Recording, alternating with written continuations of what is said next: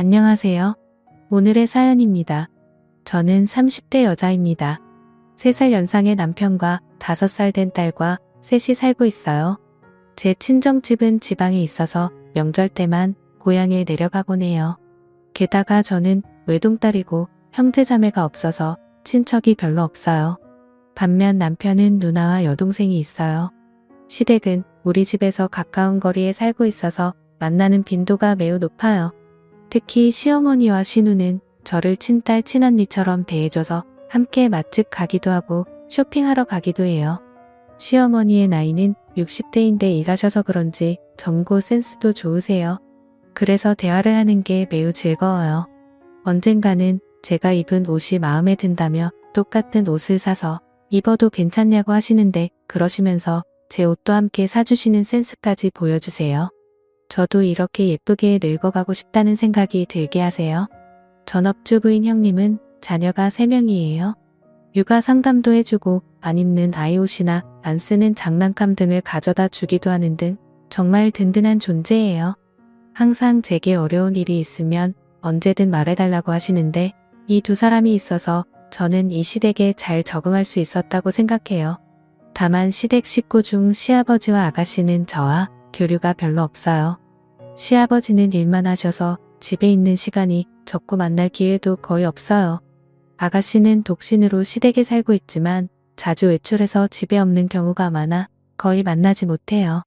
형님도 자신의 여동생이지만 보통 무슨 생각으로 사는 건지 옛날부터 잘 모르겠다고 말할 정도이니 쉽게 친해지기 어려울 것 같아요. 하지만 인연을 맺었으니 언젠가는 사이좋게 지낼 수 있었으면 좋겠다는 생각을 했어요. 하지만 시아버지와 아가씨와의 사이는 나아지기는 커녕 악화되는 방향으로 진행됐어요. 시아버지는 정년퇴직 시기가 돼서 퇴직하셨어요. 일만 하시던 시아버지가 앞으로 무엇을 하실지 궁금했는데 아마도 시어머니의 곁을 떠나지 않을 것 같았어요. 곁을 떠나지 않는다는 게 무슨 말이냐면 시어머니를 항상 자신의 감시하에 두겠다는 말이에요. 아침에도 시어머니와 같은 시간에 일어나 아침을 준비하는 걸 지켜보고 청소나 빨래 등도 일일이 시어머니를 따라다니며 지켜본다고 했어요. 특별히 간섭하는 건 아니지만 계속 따라다니니까 집안일하기 힘들다고 했어요. 그리고 시아버지는 매일 시어머니의 직장까지 함께 가서 퇴근 시간에 꼭 데리러 온다고도 했고요. 시어머니에게는 퇴근길에 잠깐 카페에 들리는 게 기분 전환의 한 방법이었는데 시아버지가 데리러 오니까 그런 여유도 가질 수 없었다고 해요. 시어머니가 시아버지의 감시에서 벗어날 수 있는 시간은 일하러 갈 때뿐이라는 참으로 갑갑한 일상이 되어버린 거죠. 시어머니는 시아버지에게 어디 놀러라도 좀 다니라고 은근슬쩍 시아버지를 혼자 어딘가로 보내려고 했지만 시아버지의 대답은 노였어요. 딱히 혼자 가고 싶은 곳이 없다며 거절하신 거죠. 저와 형님은 그 상황을 듣고 어떻게든 시어머니를 시아버지에게서 떼어놓을 수 없을까 고민했어요. 우선 시어머니만 점심에 초대했는데 약속 장소에 시아버지도 함께 오셨어요. 여자끼리의 모임이었는데 시아버지가 계시니 하고 싶은 이야기 반도 하지 못한 채 점심을 마쳤어요. 식사를 마치자마자 바로 돌아가는 부모님 그 뒷모습을 보면서 형님과 어떻게든 시어머니를 자유롭게 해주고 싶다는 생각이 들었어요. 시어머니가 출근하지 않는 날이 시어머니에게 가장 힘든 날이 된 거죠. 시아버지는 시어머니를 감시하고 있지만 특별히 외출은 하지 않는 것 같았어요. 형님이 시아버지에게 시어머니도 자유시간이 필요하다고 항의했는데 시아버지가 이렇게 말했어요. 자유시간? 나는 엄마의 시간을 뺏는 게 아니라 그냥 따라다니는 것뿐이야. 그게 뭐 어때서 그래? 엄마의 자유는 어떻게 하죠? 여자들끼리의 식사 모임까지 따라다니는 건 정말 이해할 수 없는데 말이에요. 엄마는 퇴근길에 카페에서 여유롭게 시간을 보내는 걸 좋아하시는데 그마저도 못하게 하시는 건 엄마를 괴롭히는 거나 마찬가지라고요. 이건 나랑 엄마의 문제야. 너는 아무 상관없는 일이니까 끼지 말고 있어. 시아버지는 그렇게 말하고는 자기 방으로 돌아갔다고 해요. 시아버지의 스토커 같은 행동 어떻게 하면 해결할 수 있을까? 시아버지가 시어머니를 따라다니기 시작한 지 3개월이 지났어요. 그리고 최근 들어 시어머니의 건강이 나빠지는 것 같았어요. 시어머니는 그동안 감기에 한 번 걸리지 않으시는 분이셨거든요. 그런데 시어머니를 만나러 가면 왠지 모르게 기운이 없어 보였어요. 게다가 안색도 매우 안 좋아 보였어요. 어머님 몸이 안 좋으시면 제가 집안일 도와드릴게요. 라고 말했는데 시어머니가 대답하기도 전에 시아버지가 며느라 이 집의 집안일은 이 사람이 하기로 돼 있어. 우리 집의 규칙을 잘 모르나 본데 며느리가 도와줄 수 있는 건 아무것도 없어. 잘 모르면서 도와주겠다고 함부로 말하지 마. 우리가 도와주러 오는 것조차 거부하셨어요. 시어머니는 그런 모습을 보고 며느라 나는 괜찮으니까 걱정하지 마. 건강은 내 장점이야. 아직 건강은 이상 없어. 라고 말했지만 시어머니의 얼굴은 좋아 보이지 않았어요. 시어머니의 건강이 걱정돼서 시간 내서 시댁에 자주 찾아뵙고 했어요. 그러던 어느 날 시어머니는 누가 봐도 병원에 데려가야 할 정도로 몸이 많이 쇠약해졌어요. 대화도 할 수 없을 정도로 시어머니는 고통스러운 표정으로 얕은 호흡을 반복했어요. 이건 당장 병원에 가야 한다고 생각했고 저는 즉시 구급차를 불렀어요. 10분 정도 후에 구급차가 도착했어요. 그런데 시아버지가 구급대원들을 돌려보내려고 하는 거예요. 우리 집에는 아픈 사람이 없다며 빨리 돌아가라고 구급대원들을 다그치는 거죠. 저는 시아버지가 도대체 왜 이러는 거지? 이렇게 고통스러워하는 시어머니가 있는데 저는 시아버지를 무시하고 구급대원들에게 시어머니를 이송해달라고 부탁했어요. 시아버지는 끝까지 병원은 무슨 병원이냐며 소리를 치셔서 제가 구급차에 동승했어요. 병원에 도착하자마자 남편에게 연락했어요. 남편은 형님과 아가씨에게 연락을 했고요. 형님은 곧장 병원으로 오겠다고 했다는데 아가씨는 연락이 되지 않는다고 했어요. 구급차에 실려갔다는 메시지를 봤으면 연락 한 통이라도 하는 게 정상이라고 생각하는데 말이죠. 제가 아가씨에 대해 이상하게 느끼고 있을 때 남편과 형님이 병원에 도착했어요. 시어머니는 곧장 수술실로 들어갔어요.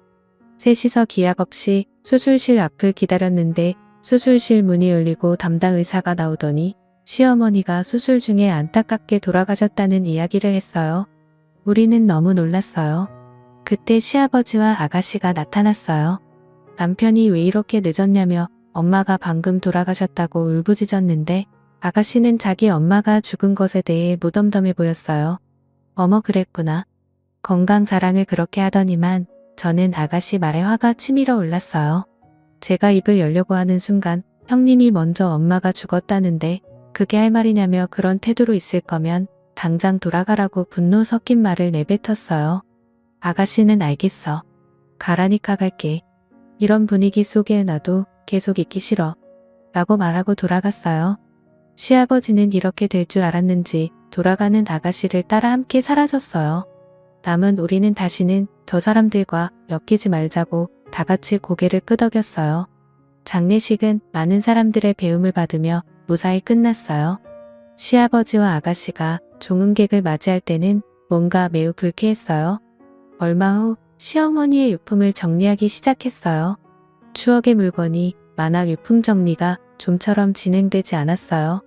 그러던 중 시어머니가 쓰시던 화장대 안쪽에서 일기장을 발견했어요. 안 좋은 생각이 들면서도 호기심의 일기를 읽어봤어요. 처음엔 아직 시아버지가 은퇴하기 전 저와 형님과 함께 나갔던 추억이 즐거운 어조로 적혀 있었어요. 그 후 시아버지가 은퇴한 후에는 그래서도 힘든 분위기가 느껴졌어요. 혼자 행동하는 것을 용납하지 않는다. 딸을 만나러 갈 때만큼은 혼자 가도록 좀 해주지. 라는 등의 시아버지에 대한 불만이 적혀 있었어요. 그리고 돌아가시기 한 달 전쯤의 일기에는 요즘 컨디션이 좋지 않다. 내 몸에 이상이 있는 것 같은데 병원에 못 가게 한다. 이대로 쓰러지면 어떻게 될까? 라는 불안한 내용이 많이 적혀 있었어요. 그리고 가장 중요한 건 돌아가시기 전날의 일기에 적혀 있었어요. 그것은 너무 충격적인 내용이었어요. 저는 바로 남편과 형님에게 전화해서 시어머니의 일기 내용을 들려줬어요. 그러자 남편은 곧바로 경찰에 연락을 취했어요. 경찰이 도착할 때까지 일기를 지켜야 했기 때문에 저는 일기를 품에 안고 지키고 있었어요. 경찰이 도착할 때까지 저는 불안에 떨었고 10분 후에 도착한 경찰관에게 몰래 현관에서 시어머니의 일기를 보여주었어요. 읽어 내려가는 경찰관. 드디어 마지막 페이지가 나오자 경찰관은 얼굴을 찡그리며 약간 떨고 있는 것처럼 보였어요. 그 이유는 다른 방에서 유품 정리를 하고 있던 시아버지와 아가씨에게 경찰관이 다가갔고 두 사람은 처음엔 놀란 표정을 지었지만 경찰이 여긴 무슨 일이냐며 화를 냈어요. 경찰관은 시아버지와 아가씨에게 이야기했어요. 이 일기에 마지막에 두 분이 지난 한 달 동안 식사에 독극물을 넣었다고 적혀 있네요. 이게 사실인가요? 그럴 리가 없잖아요. 우리가 어떻게 독을 넣었다는 거예요? 라고 아가씨가 반박했어요. 여기에 적힌 거 보면 한 달 전부터 막내 따님이 요리하기 시작했다고 하고 돌아가신 분은 기쁘긴 한데 동시에 뭔가 좀 이상한 맛이 났다고 적혀져 있네요. 요리하면서 소량씩 독을 넣은 것 아니니까. 시아버지와 아가씨는 입을 다물었어요. 그러자 형님이 어떻게 엄마에게 독이 든 음식을 먹일 수 있냐며 들키지 않을 줄 알았냐고 다그쳤어요. 그리고 그때 여러 명과 함께 온 경찰관 중 한 명이 마당에서 농약을 발견한 거예요. 독약이 이거일지도 모르겠다며 보여준 거죠. 그러자 시아버지와 아가씨가 당황한 표정을 지었어요. 증거인멸이라는 말을 모르는 건지 너무 쉽게 증거물을 발견하게 된 거죠. 수상한 모습의 낌새를 알아차린 경찰들은 두 사람을 바로 경찰서로 데려갔어요. 가급적이면 직접 시어머니를 죽인 이유를 듣고 싶었지만 그건 나중에 들어야 했어요. 시아버지와 아가씨가 연행되자 시댁은 갑자기 조용해졌어요. 저 두 사람이 솔직하게 범행을 인정할까? 약간의 걱정은 있었지만 사망사고이니 분명 제대로 수사할 거예요.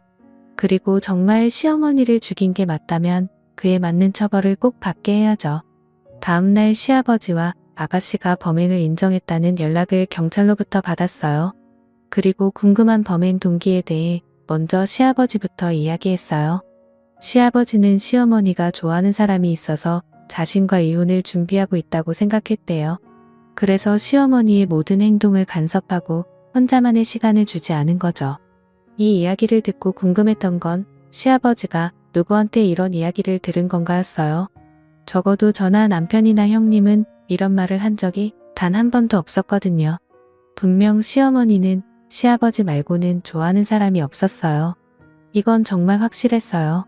나도 나중에 정년퇴직하게 되면 남편이랑 둘이서 여행 다니고 싶어, 그동안 못했던 것들도 둘이서 함께 해보고 싶어 라고 수줍게 말씀하시던 모습이 아직 선명하게 기억나거든요.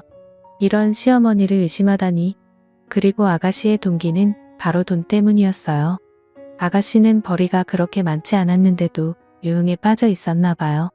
빚도 생겼고 그 빚을 갚지 못해 악순환되고 있었던 거죠. 그래서 시어머니에게 도와달라고 했지만 온갖 족을 먹고 거절당했다고 해요.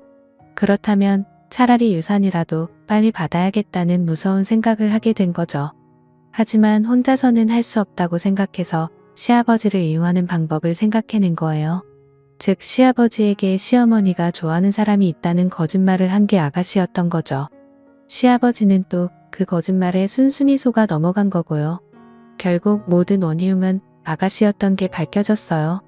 시아버지는 자신의 짧은 생각으로 이런 일이 생겼다며 울면서 후회한다고 했어요.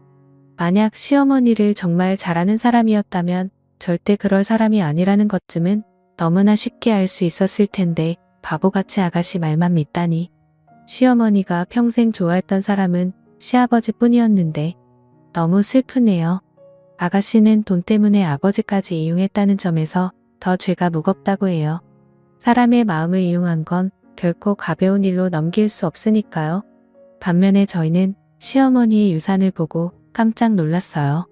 놀랍게도 시어머니는 재테크를 엄청 잘하시는 분이셨어요. 주식 계좌에서 한 번도 본 적도 없는 큰 금액이 발견된 거죠. 어쩌면 동거하던 아가씨가 이 사실을 알고 시아버지를 속여 시어머니를 고인이 되게 한 것일지도 몰라요.